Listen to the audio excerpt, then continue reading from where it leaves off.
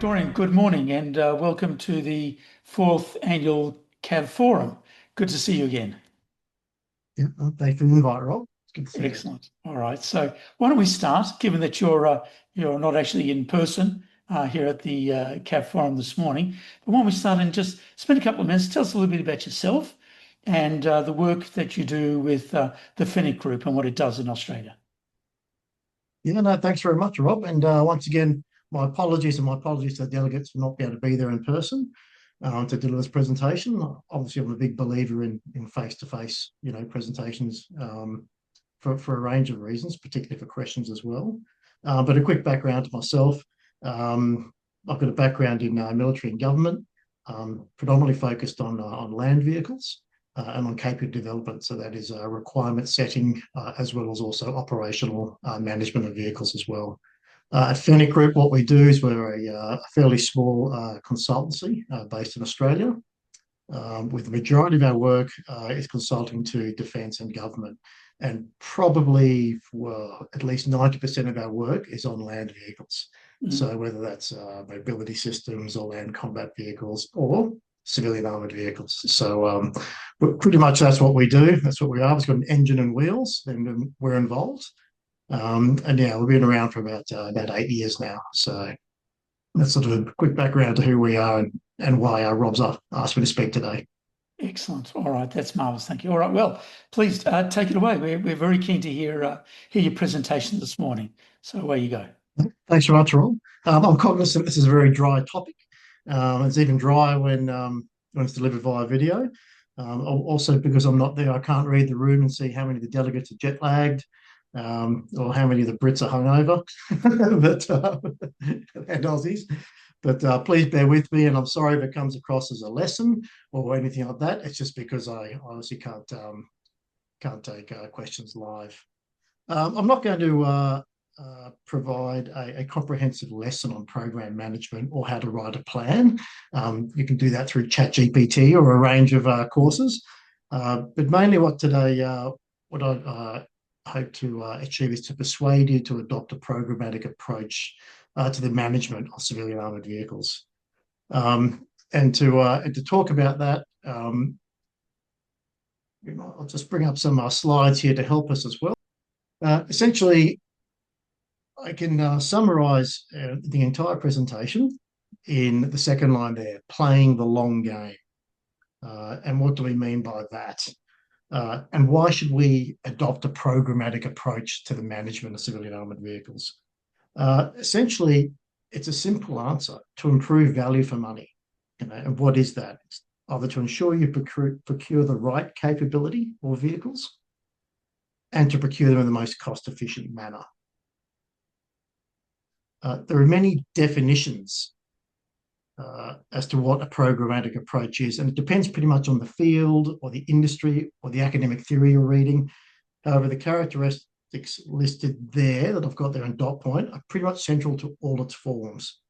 In the military context, program management is often synonymous with capability management, and that's something Rob touched upon at the last CAV Forum, and speaking about how capability management is done in Australia. Although, as you can see, a programmatic approach is not it's not just writing a document and pressing print. As set up there, it is a structured method for managing interrelated activities, of which stakeholders are essential to that. If you look at the dot points, the most important there are disciplined, focused on outcomes, and accepting risk. And I'll go a bit into that a bit later as to why risk is important and the acceptance of risk is important in a programmatic approach. But probably, many in the room have probably been asked to develop a plan at some stage, whether it's a fleet management plan or a project plan, program plan, whatever you want to call it.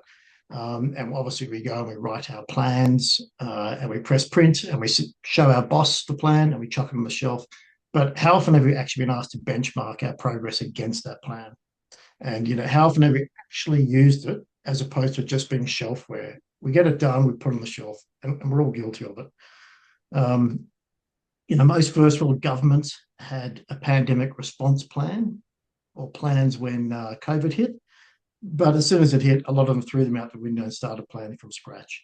We all do it. And militaries are the worst offenders. For instance, we'll spend a whole bunch of time writing contingency plans, and then as soon as the actual contingency arrives, the slightest difference between the perceived scenario and the actual reality is cause enough for people to throw the plan away and start from scratch. Now, the reason why I bring that up is I'm not saying we don't need to write plans, but what's more important is actually the approach you have in your philosophy rather than the written document and what's on that, because that will probably get sitting on the shelf and gathering dust for quite a while. Sometimes external factors might force us to change our plan. That's fine. Changing the plan is fine, and all plans should be dynamic. Abandoning the plan is reckless, though, and that's something I'd like to get through. This is why organisations should consider developing roadmaps, rather than detailed plans. And a programmatic approach essentially fits well with the roadmap, where you want to be, what you want to achieve, what are your objectives, as opposed to a detailed plan, which is tens, if not hundreds of pages of detail that no one reads and no one can actually manage. If you look at see the screen here, this is project management, and please, I apologise to those in the audience where I'm telling you what you already know.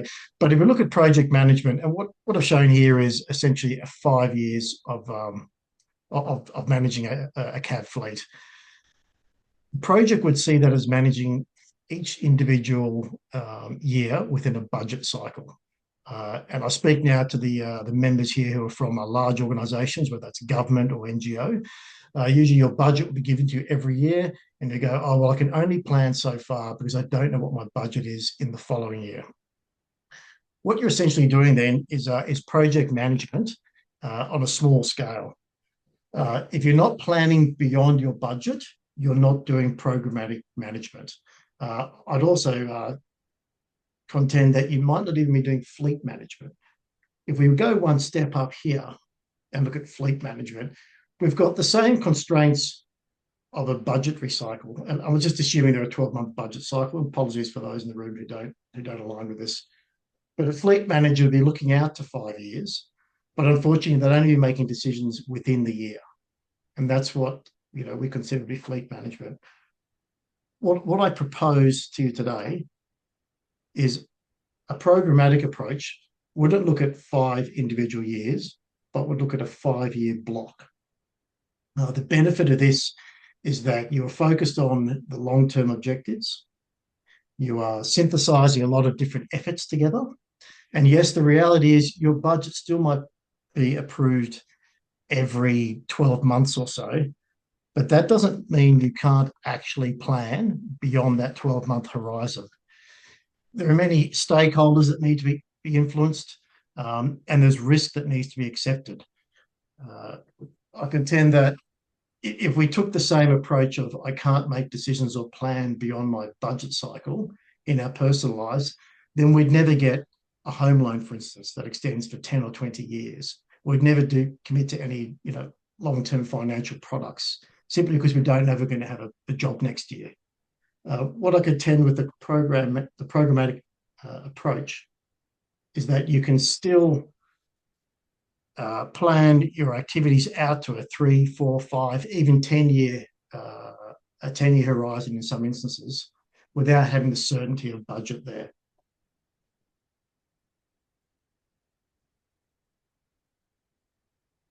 Okay, see the slide here. I'm just going to build this slide a little bit to aid my discussion here, because it's probably better looking at the slide than looking at my face.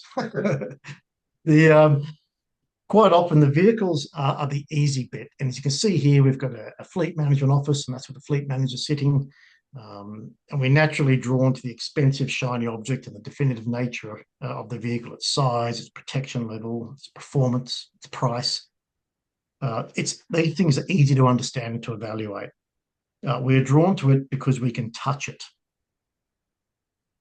But we know that there are many other inputs into what I'll call a CAV capability other than just the vehicle.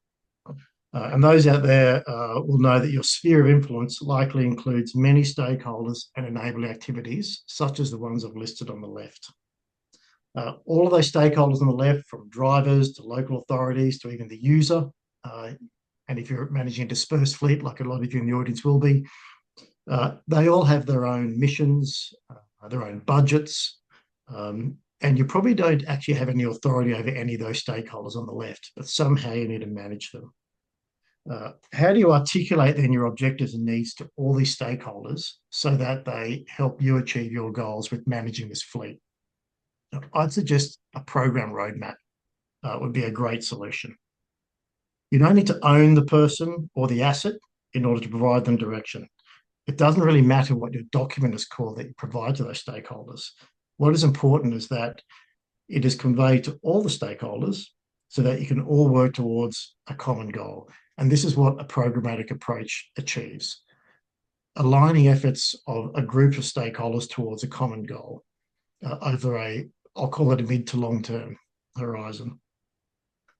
I suppose the question I'll ask is, in your organisation, do all these inputs or outputs reside under one authority? I'd say for most organisations, the answer is no. And there's some questions to think about when thinking, is this the right approach for me? Is who manages the drivers? Who looks at the latest training delivery models? How is the delivery of your services aligned to your funding? Who monitors the maintenance of your assets? And most importantly, how do you measure your success? Are you seeking feedback from your users? Who are your users? Are they the actual drivers? In the diplomatic sense, are they the diplomats at a post? But how are you actually benchmarking your performance? Because with any approach you adopt, whether it's when you're running a project or a fleet, or as I'm contending today, a programmatic approach, seeking feedback to how you're going is central to improvement. And that's probably in most models you'll see out there, continuous improvement. I'm not going to preach about an ISO 55001 model or anything like that, but continuous improvement is central to most of them.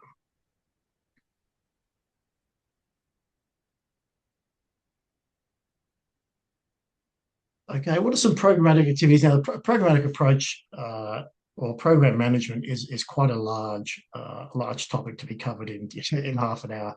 So what I'm going to do is focus on a couple of areas here, there, and then drill down into that first phase there, because I think that's where the most benefit is for people in the audience today.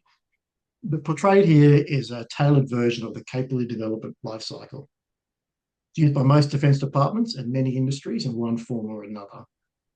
Everything involved in program management can be grouped into these 4 stages. And many in the audience have already seen a similar life cycle of this. Some have 5 stages, some have 4, some have 6, but they all roughly say the same thing. It's just a matter of how we group them together. The approach an organisation would take would be largely driven by the complexity of the system being acquired, although the processes and its overarching philosophy are quite constant. Okay. Unfortunately, and this is not an advertisement for how to do good program management, but I've worked on some military land vehicle programs that have taken 16 years from the concept to the development of the first prototype. Others have delivered within 6 months. As an example, between the time I first worked on the Australian Army's Land 400 program to the time I delivered its first prototype, I'd been promoted twice, had 3 kids, or more accurately, my wife had 3 kids, had left the Army, formed a company, and returned to the program as a consultant. And in that time, essentially nothing of any real tangible value had been delivered. That's not to say people weren't doing a lot, but needs and requirements for large complex projects take a long time. Hence, that's why defence departments and militaries naturally adopt a programmatic approach, because they're forced to. Civilian armoured vehicles, on the other hand, are far more interesting. Our company's involvement with civilian armoured vehicles is far more expedient and much quicker feedback loop, shall I say. There's no reason why detailed and defensible requirements in that first stage you see there on the left can't be done within 3 to 12 months. 3 months for a simple one, 12 months maybe for a complex system you're acquiring. But what I point to you there is the scale might be different and the timeframes might be different. And you might think, well, I'm not running a $5 billion armored vehicle program. Well, I don't need this approach. You don't have to have a large, complex program to adopt this approach. It's a philosophy. Most people in the room are thoroughly familiar with the middle two stages, that is the procurement and the in-service, and most are familiar with the disposal if they're not actually conducting it themselves. So I won't go into those stages too much, but I do want to drill down on the needs and requirements stage.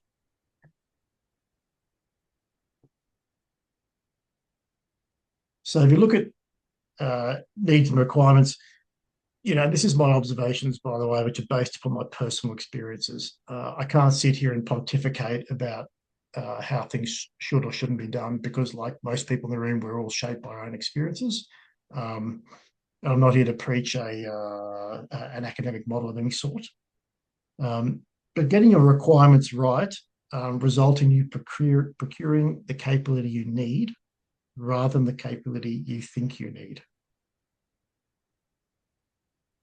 So, for instance, why would you procure a vehicle at VR9 level when you may only need a vehicle at VR6? You're incurring extra cost, extra maintenance bills, extra fuel. Most of us know what the difference would be. How do you know which protection level you need? That's a fairly simple question. And these are obviously simple examples because it illustrates my point.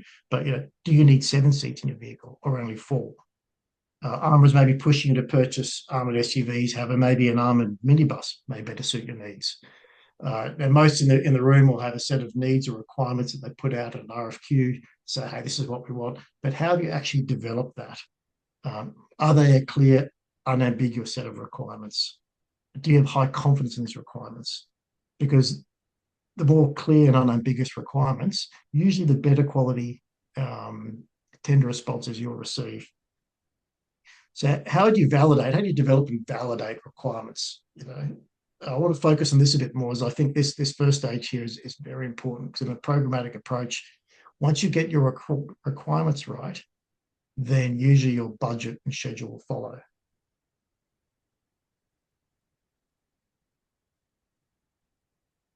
Okay, so what are some methods to test our requirements?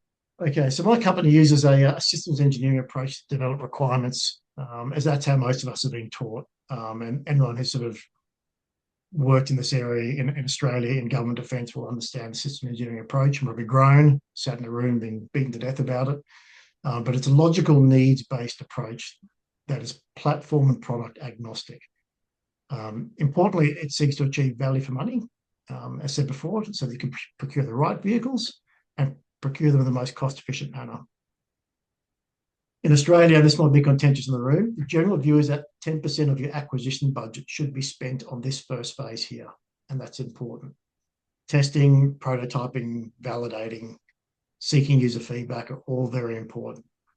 The return on investment on this phase usually increases with the size of your procurement or the size of your program.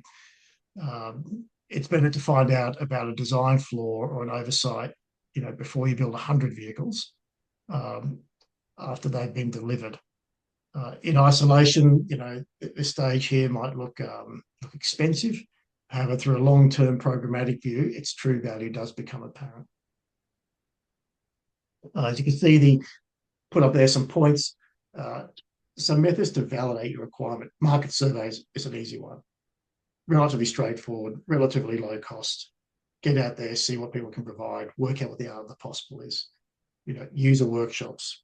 That's something within your own organisation. Something that's quite difficult to do and not, and rarely done, even in large organisations, simply because of the disparate nature of where all the users are. But preview, test, and evaluation. I said before, actually building some prototypes or buying 1 or 2 vehicles or buying, 1 or 2 from a few potential suppliers and then trialing them. It's a competitive activity. You can test its durability, its suitability, and get hands-on experience with it. And that then can inform the final specification you put through in a request for quote. Let's delve a little bit deeper into this phase here. Okay. Test and evaluation. So what is testing? I apologise to all the team in the audience, particularly those from test agencies. They know exactly what this means. But, you know, to the broader audience here, testing usually is conducted in the CAV context, by the armour. As you can see on the top right there in that box, those are examples of test standards. And the photos there, bottom left, are just some examples of vehicles being tested. The testing is usually characterised by objectivity, by instrumentation. It's verified against set criteria, and it's normally characterised by pass-fail criteria. User acceptance testing, for example, is completed against a predetermined set of criteria. It seeks to verify or confirm that your armour has delivered what you've ordered. Evaluation, however, is a bit more subjective and usually conducted by the customer. I've got the box there on the right. I've only put one example there. That's probably the only example, the best example of how evaluation should be conducted. It's a more subjective undertaking, I said before, and it seeks to validate the system against the customer's requirements. So unlike the test standards above it, we're validating against a test agency's standards or agreed standards such as, PAS 300 or STANAG. Evaluation is about seeing whether this vehicle actually meets your requirements. For example, if you look at the top right there, the departure and ramp over angles for a Land Cruiser 300 can be verified through testing very simply, measuring that, see what it's in testing. But I suppose in the photo below, I highlight, you now know what the ramp over angle is it suitable for your needs? And that's where evaluation comes into the fore, where it's great to know if it passes or fails a test, but doesn't meet your needs, and that can be found out through evaluation. Too often organisations get the order wrong. I know we call it test and evaluation. There's little point in evaluating a vehicle after you've already ordered, as I said before, 100 of them, and the delivery's on the way. You've already ordered them, they've been built, they're on the way. All you're doing then is characterising its performance. Evaluation, we contend evaluation should be done before a vehicle order is made, even potentially before testing is done. Evaluate some prototypes. And once again, a programmatic approach will synthesize that together and hopefully highlight why you should put one before the other, as opposed to just following a sequential box that you're ticking. Said before, prototypes might seem like an expensive luxury. However, it's far cheaper than acquiring a fleet of vehicles in the wrong configuration, or even worse, the wrong vehicle type altogether.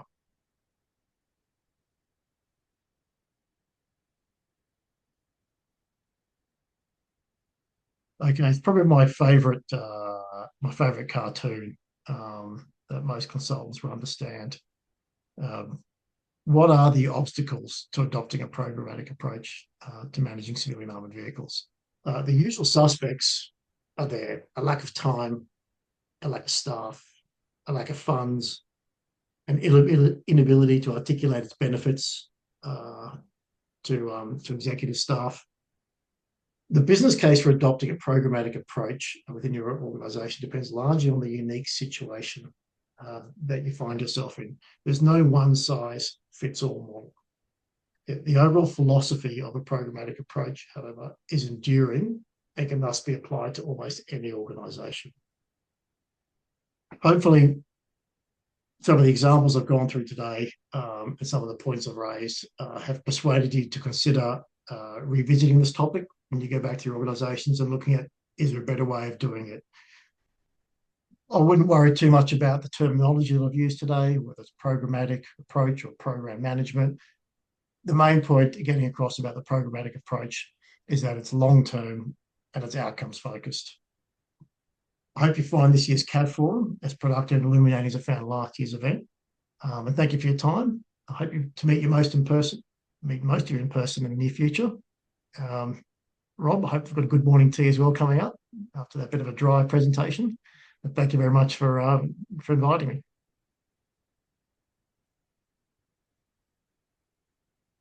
Excellent. Look, Thank you so much. That was, I have to say, dear to my heart, because like you, I was trained in this program management approach.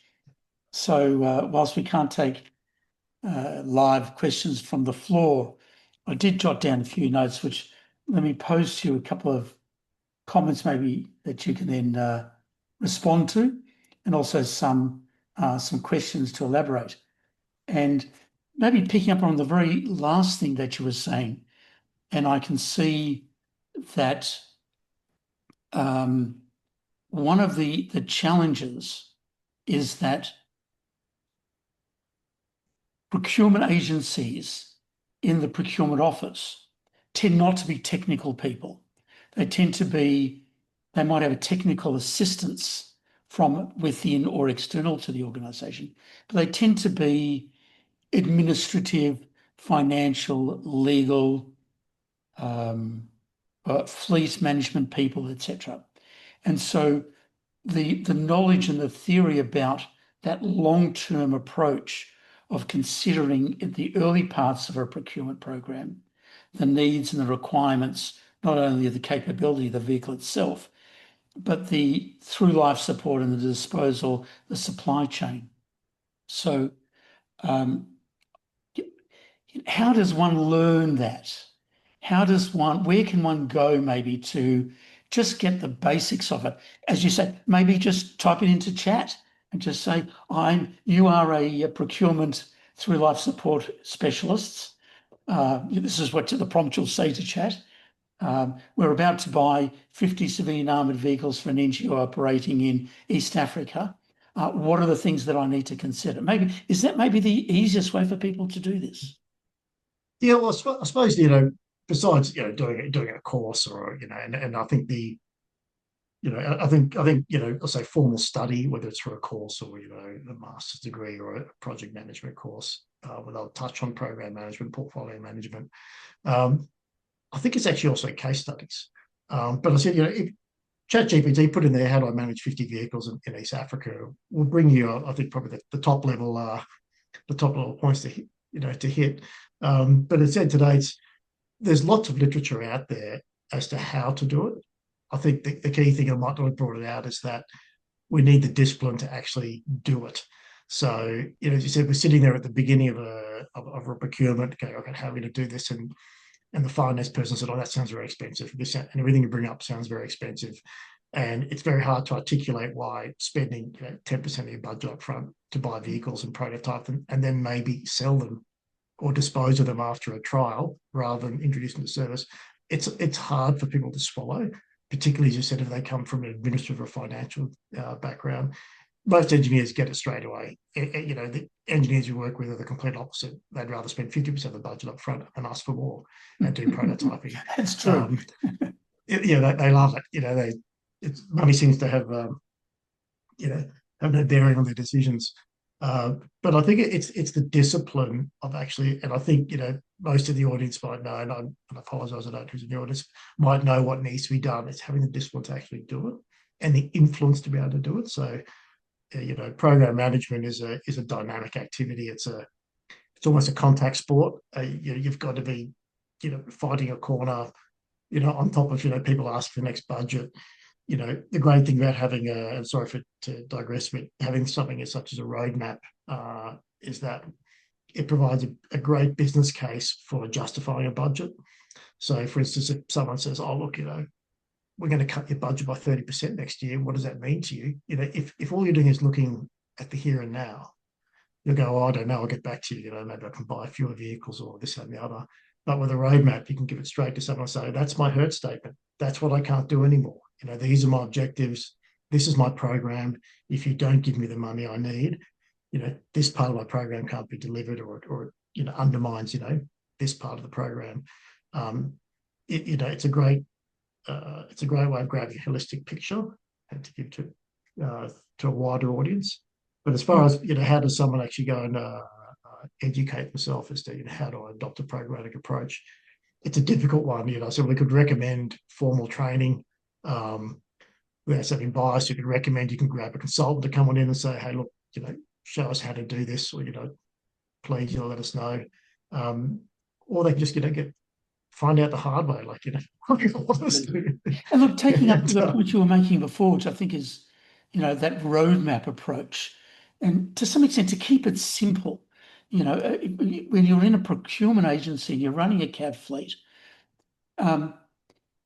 it's not overly complex, partially because it's based upon a civilian base vehicle, the Land Cruiser, various models, or maybe a G-Wagon or a Chevy Suburban. So these have been around for a while.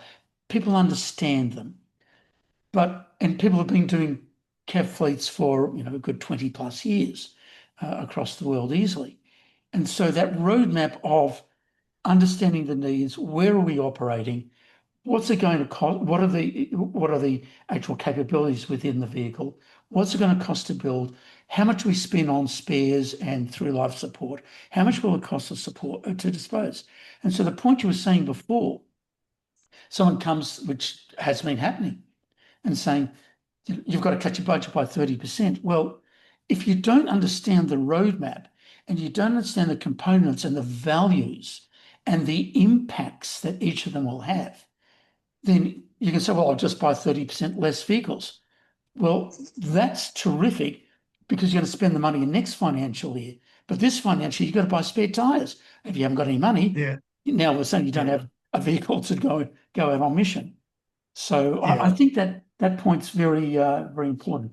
The next one I wanted to ask you is that ability to converse with the users. And I think this is another one of the silo effects that is out there in the CAV market, whereby the procurement agency sits in headquarters, a regional support centre sits out in the region, and then the driver and the fleet manager might be out in some remote region.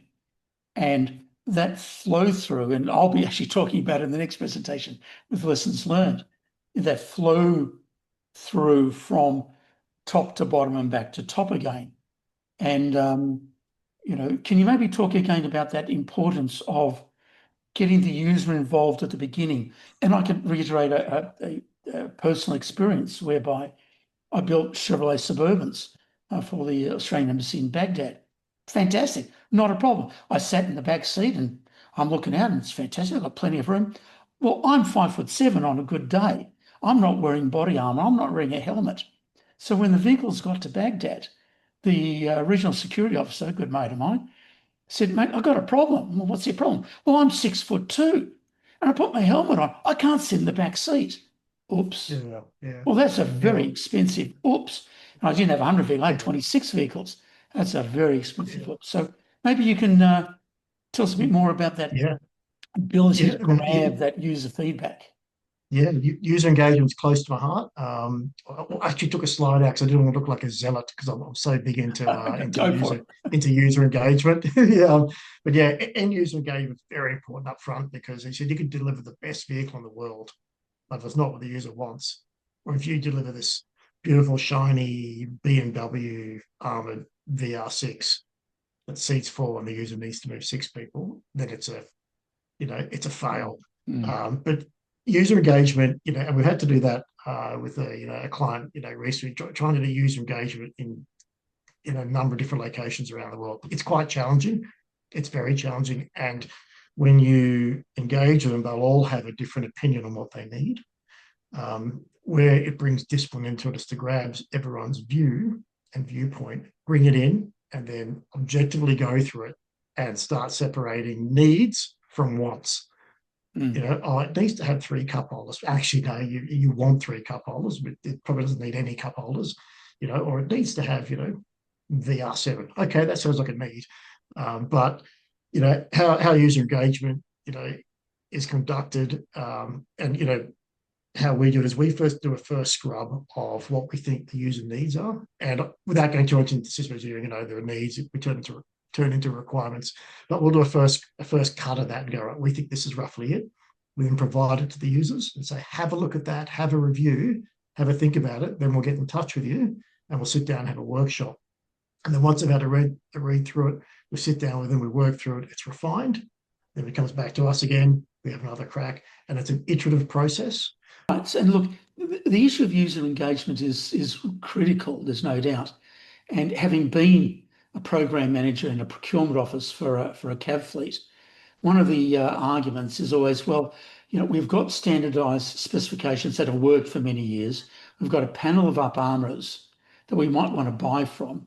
We send out a request for quote. We pick what should be value for money, and they go ahead and build it. And so we're not necessarily technical people, and we're not necessarily having that ability to influence how they're going to build the vehicle.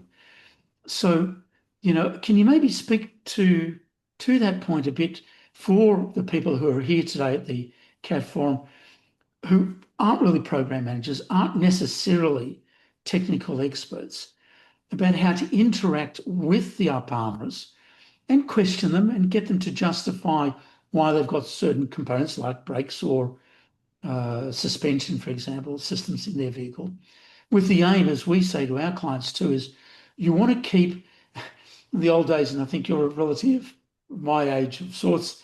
There was the Australian Democrats back. It was a political party in the old days, and their phrase was "keep the bastards honest." I apologise for my language, but they were a very successful political party. And so it's a case of keeping the up armourers honest in getting them to build a vehicle that you, the procurement agency, want to buy, rather than being forced to buy a vehicle that an up armourer wants to sell. So maybe you can share some thoughts on that as we start to finish off today's presentation. Yeah, thanks, Rob. Look, it's a good question because, as you said, in a lot of programs, a key deficiency in many programs I see is that in the program staff there aren't any people who actually have any operational experience either, let alone programmatic experience or engineering experience. You said there might have been an administrator who's posted there told, hey, look, you need to procure this armoured vehicle. So how do they know what right looks like? And an armourer saying, this is all the stuff I've got this vehicle tested to VPAM VR7 or 6. I've got PAS 301 automotive testing. It all looks very impressive. It's all being tested, but how do they know it's the right vehicle? Look, if we touch back on the user engagement before, and I talked about being an iterative process, the first thing a program staff could do is like, right, I've got the preliminary, specifications from an armourer of what they propose I have. Let me give that to the user and engage with the user and say, is this something that could meet your needs? They look at it from an operational perspective, should be able to say yes, no, or minor modification needed, and off they go. But even then, that doesn't give you a high level of confidence that it is what it is what you need, I suppose. Without sounding like I've got a bias for consultancy, but another way is to grab that and then bring on a consultant or an advisor. I won't say consultant; it's a dirty word. An advisor of some sort, whether it's a person you pay or it's someone in the organisation next door or a different government department, or someone who is a technical specialist in that field and say, hey, what do you think about this? It doesn't need to be a long, onerous activity. It could just be, hey, we're buying, you said, 50 new vehicles for East Africa. We've gone to an armourer, or they've gone through a process, or we have a panel of suppliers, and this armourer's proposed this vehicle here, this configuration. Finding a technical specialist is probably, I know that sounds like a simple solution, but finding a technical specialist and giving it to them to have a look at it, even if it's a 10-minute perusal of it, that's better than them not looking at it. Because, like all businesses, if I walk into a bakery and, the loaves that are baked in the morning are starting to get a bit old in the midday, and I say to the baker, what do you think I should have? He'll say, have these loaves. They're coming to our corner here and have a look at it. And I'm not saying it's combating us versus them, between a supplier and a customer, but an informed customer needs to be informed, and so I'd say a technical specialist is the best thing to do, and makes it. All right, look, thank you. I think just from my perspective, I think some of the key takeaways for people this morning is to have a holistic approach, have a program approach. So it's not just buying a vehicle like a ballpoint pen, and to understand, as you rightly said, the difference between a need and a want. And a want can be very expensive, but maybe not actually be of use when you're getting out in the field. Understanding how the user is going to interface with the vehicle And somebody who's driving in the streets of Kuwait, let's say, for example, or Berlin, or here in Geneva, protecting a diplomat is somewhat different to someone operating in Mogadishu or out in Garawa up in the north there of Somalia, where the conditions are different. And one of the challenges is, not necessarily one vehicle fits all. Now, we know that all the management of procurement agencies, just buy one standard vehicle and everyone will drive it. Well, maybe it's not, that's actually not quite right.